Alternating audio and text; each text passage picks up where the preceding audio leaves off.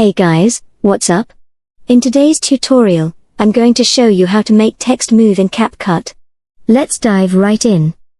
First off, you'll need some text in your project. Go to Text section. Click on the text plus icon and drag it across the entire duration of your clip. I'm going to type boxing for this example. Now, to make this text move, you'll need to set keyframes.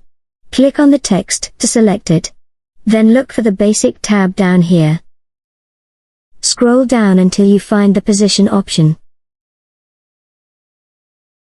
Set your first keyframe by clicking this button next to position. At this point in the video, the position will be 0 on the x-axis and 0 on the y-axis. Next, move forward in the timeline to where you want the text to move to a different position. Let's say I'll move it a bit to the right. You can see the text smoothly moving from the first keyframe to this new position. You can also add more keyframes to create more complex movements. For example, after moving to the right, let's add another keyframe where the text moves back to the left.